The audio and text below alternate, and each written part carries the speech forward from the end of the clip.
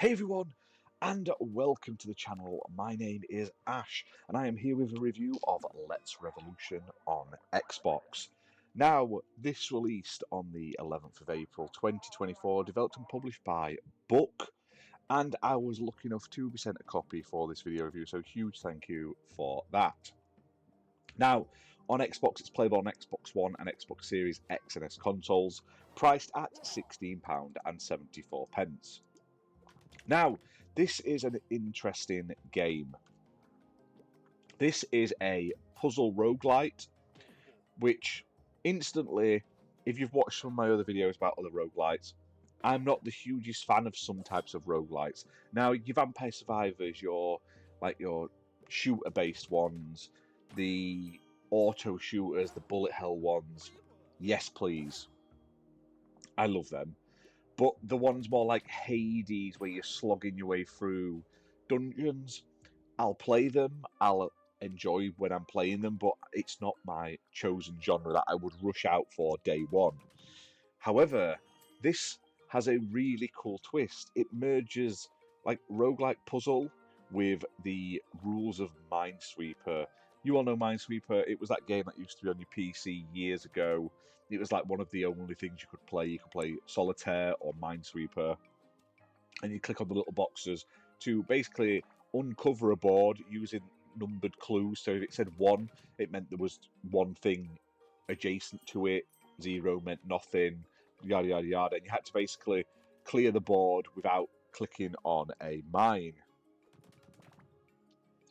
So with this game, it kind of deals with the same situation. So you are hunting down the king, and you will chase him across a variety of different levels, like maps. They're all like random RNG, and you'll start off on this board. There'll be a ton of face down tiles that you can stand on. These tiles could have anything on them. There could be nothing there. There could be roads. Now, roads are where the king hides, but also where his like minions hide as well. And if you click on one of them, like move on to it, and there's an enemy there, you will take damage. Now, you have a variety of weapons and abilities you can use to uncover these tiles without standing on them.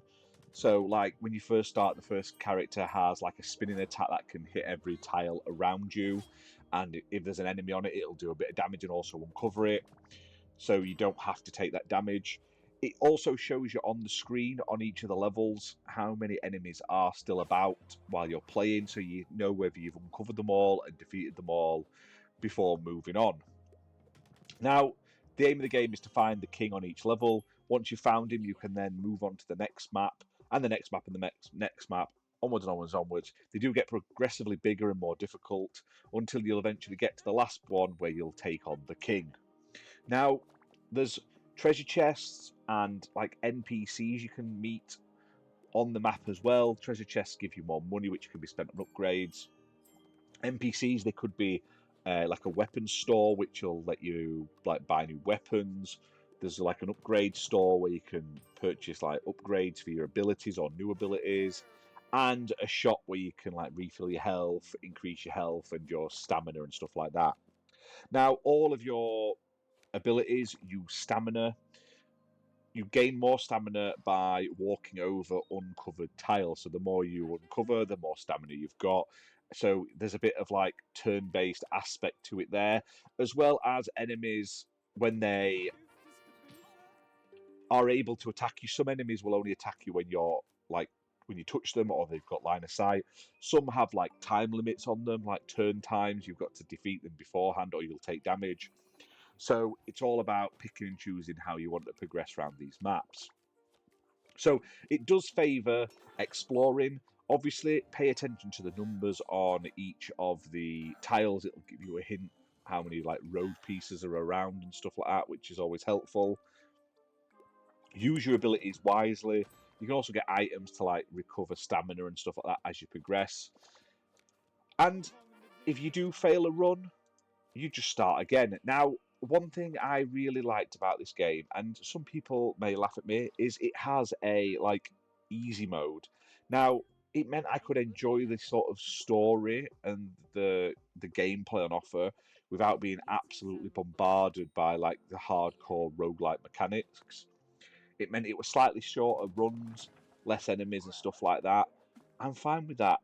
Once I'd got through the story, I could then play with extra characters. So eventually, you'll unlock 6 different classes. Each of them have their own playstyles and ability. So you start off with one, but then you'll eventually be able to unlock like a mage who can teleport and stuff like that. There's like a stealthy ninja who has like smoke bombs and sleep darts and stuff like that. Each of them play differently, have different special abilities and pros and cons to them. There's also um, new game plus to unlock for each class as well, with extra levels which are much more difficult. So once you finish the game on normal, you can then try the new game plus, which will wreck you. But to be fair, I just really enjoyed it. It was a simple game. I didn't feel like I was really playing like a hardcore roguelite or anything like that. I felt like I was playing a game of Minesweeper where I just had to keep an eye on my health, and if I clicked on something, it didn't end my game outright.